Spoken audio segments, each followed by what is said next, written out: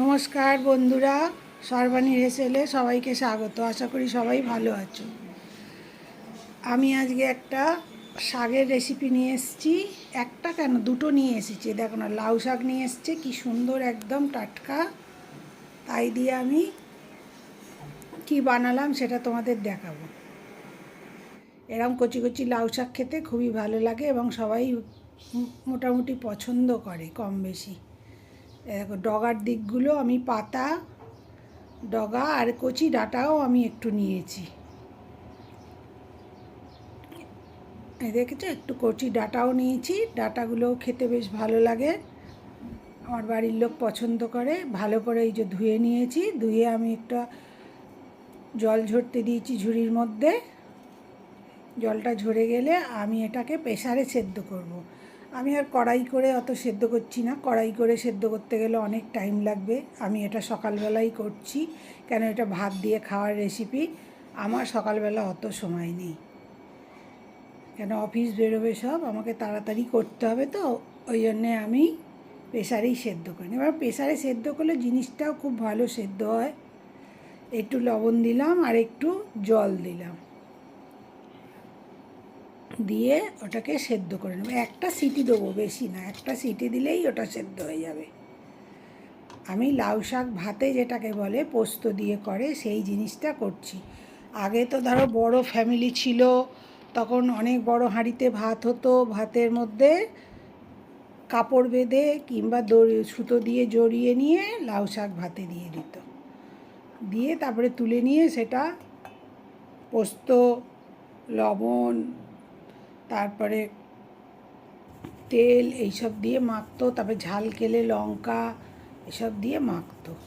কিন্তু এখন তো সেগুলো করা সম্ভব না। অল্প অল্প ভাত, দেখো 4 চামচে আমি পোস্ত নিয়েছি, তার মধ্যে একটা কাঁচা লঙ্কা দিয়েছি। ঝালটা যে যার মতো খায় সেই রকম অনুযায়ী দেবে। দেখো, শাকটা একটা সিটি দিয়ে নিয়েছি, কী সুন্দর সেদ্ধ হয়ে গেছে। একবারে জলটা ঝরিয়ে নিয়েছি, ওই ঝুড়ির মধ্যেই দিয়ে দিয়েছিলাম। জলটাও ঝরে গেছে, সেদ্ধ যে হয়েছে জলটা ঝরিয়ে নিলাম, নিয়ে এবার করব। তবে ভাতের মধ্যে শাক দিলে ভাতগুলো একটু রঙটা বদলে যায়, একটু সবুজ সবুজ হয়ে যায় ভাতগুলো। আমি ওই 4 চামচে সর্ষে বাটা দিচ্ছি। আবার আমি আগের দিনকে একটুখানি পোস্ত বেটেছিলাম, বেশি হয়ে গেছিলো বলে রেখেছি, সেই তার আবার খানিকটা দিই। এটাতে বেশ একটু বেশি করে পোস্ত হলে ভালো লাগে খেতে, ওই জন্যে দিয়ে দিলাম সেই পোস্তটা ওর মধ্যে। প্রায় ছ চামচেরও বেশি পোস্ত আর কি ওতে দেওয়া হলো। আবার একটু বুঝে শুনেই লবণটা দিতে হবে, কেন শাক সেদ্ধর সময় একটু লবণ দিয়েছি, তাই জন্যে আর একটু অল্প করে দিলাম, কারণ জলটা তো বেরিয়ে গেছে। আর একটু সর্ষের তেল দিলাম, আর এতে কোনো রকম মশলা দেব না। এটা অনেকে কড়াইতে নেড়ে নিয়েও খায়, কিন্তু আমাদের এরকম কাঁচাই পোস্ত দিয়ে মাখাটাই পছন্দ করে। এটাই বেশি ভালো লাগে। প্রথম ভাত, গরম গরম ভাত, প্রথম ভাতটা এই দিয়ে খাবে, ভীষণ ভালো লাগে তাতে খেতে। এই যে লাউ শাক ভাতে আমার রেডি হয়ে গেল। এই যে কত পোস্ত হয়েছে, আবার গদগদে পোস্ত হয়েছে। এই একটা হলো ডগাটা দিয়ে। এবার আমি কতগুলো কচি পাতাও রেখে দিয়েছিলাম, তার জন্যে আবার পোস্ত বাটছি। 4 চামচে পোস্ত দিচ্ছি, দিয়ে পোস্ত বাটবো, দিয়ে পোস্তর বড়া হবে। বেশি করব না, 4টেই করব। একটা কাঁচা লঙ্কা দিলাম, দিয়ে এটা একদম অল্প জল দিয়ে শক্ত করে বাটতে হবে, যাতে না বেশি জল জলে ভাব হয়ে যায়, সেরকম করলে হবে না। যে দেখতে পাচ্ছ একদম, এগুলো শিলে অল্প অল্প জিনিস শিলে বাটলেই ভালো হয়, কিন্তু শিলে বাটার অসুবিধার জন্যে আমি ওইটা দিলাম। আর একটুখানি আমি একটু চাল ভিজিয়ে রেখেছি, আমার হাতের কাছে ওই গোবিন্দভোগ চাল ছিল, তাই অল্প একটুখানি ভিজিয়ে রেখেছি। সেইটা আমি ওই পোস্তর বাটিতে দিয়েই বেটে নেব। ওটা একটু ভালো করে বেটে নিতে হবে। দেখো কীরকম করে বেটে নিলাম। আমরা তো সবসময় পোস্তর বড়া শুধুই খাই, মানে পোস্ত দিয়ে তে করে পেঁয়াজ, যারা খায় পেঁয়াজ দিয়ে মেখে কড়াইয়ের মধ্যে তেলের মধ্যে ভাজি। কিন্তু আজকে আমি সেরকম করবো না, একটু অন্যরকমভাবে পোস্তর বড়াটা করবো আর কি। দেখো স্বাদ মতো লবণটা দিলাম, লঙ্কা তো বাটাই আছে। আর এবার এইটার মধ্যে আমি চাল বাটাটাতেও অল্প করে লবণ দিয়েছি, আর এটাতে লবণ, পোস্তটাতে লবণ দিলাম আর একটু সর্ষের তেল দিলাম, দিয়ে এটা দুটোই, ওটাতে লবণটা মিশিয়ে নেবো, এটাতে তেল লবণটা দুটোই মিশিয়ে নেবো আমি। এরম করেও পোস্তর বড়া খেতে খুবই ভালো লাগে। দেখো এরম করে করে নেবো, ভালো করে ওটাকে মিশিয়ে নেবো, তেলটা যাতে পোস্তর সাথে ভালো মতো মিশে যায়। এবার আমি কি করেছি, লাউ শাকের মধ্যেই কচি কচি পাতা কটা নিয়ে রেখে দিয়েছিলাম। এই বোটার কাজটা, শক্ত জায়গাটা কেটে ফেলে দেবো। কেটে ফেলে দিয়ে তারপরে পাতাটার ভিতরে পোস্তটা দেব, পুরো পকেটের মতো হয়ে যাবে আর কি। পোস্তটা ভেতরে থাকবে, পাতাটা ওপরে একদম পুরো মুড়িয়ে দেবো। এতে কিন্তু সুতো টুতো কিছু বাঁধবো না, ওই চাল বাটাটা দিয়েই এ করে নিলেই আটকে যাবে, ঠিক করে মাখিয়ে নিলে চাল বাটাটা। আর পোস্তটা এবার খুব বেশি দিতে লাগে না, আমি ওই ভর্তি চামচের 1 চামচ করে পোস্ত বাটা দিচ্ছি, দিয়ে এটাকে ভাঁজ করে নেব, নিয়ে যাতে না পোস্তটা বেরিয়ে যায় সেই রকম করে ভাঁজ করতে হবে।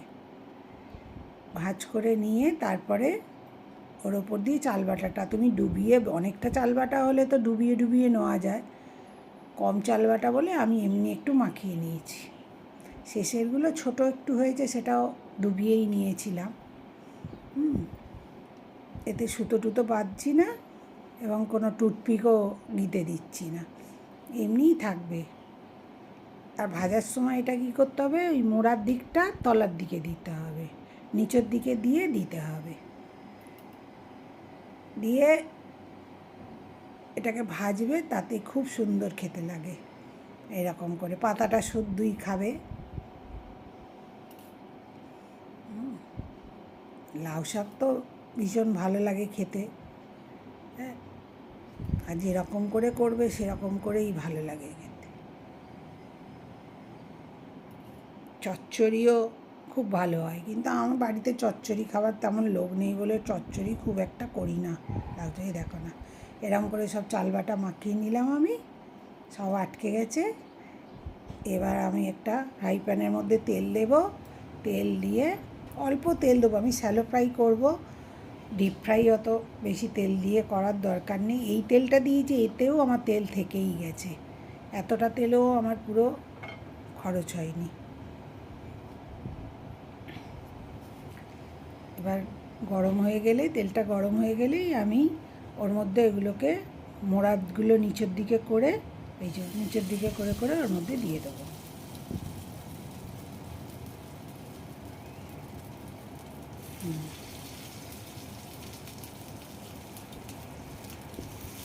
যারা যারা আমার ভিডিও দেখছো, নতুন বন্ধু যদি হও, ভালো লাগে যদি আমার চ্যানেলটা সাবস্ক্রাইব করে দিয়ে যেও, এমনি চলে যেও না প্লিজ। তোমার কাছে এটা অনুরোধ রাখলাম আমি, যে আমার চ্যানেলটা সাবস্ক্রাইব করে দিও। আর আমার ভিডিও যদি, রান্নার ভিডিও যদি ভালো লাগে, একটু সবাইকেই বলছি, নতুন বন্ধু পুরনো বন্ধু, একটু লাইক কমেন্ট শেয়ার করো। আর ফেসবুক থেকে দেখলে একটু পেজটা ফলো করো, লাইক করো, তাহলে আমার ভালো লাগবে। আর তোমরা আমার সাথে থেকো, আমার পথ চলার সুবিধে হবে তাতে, তোমরা আমার সাথে থাকলে। দেখেছো কিরকম এবারে মচমচে, খেতে ভীষণ ভালো লাগে, কামড়ে কামড়ে। তুমি শুধু ভাত দিয়ে মেখেও খেতে পারো, আবার ডাল দিয়ে ভাতটা মেখে এগুলো কামড়ে কামড়েও খেতে পারো। দেখো ভেতরে কি সুন্দর এ রয়েছে।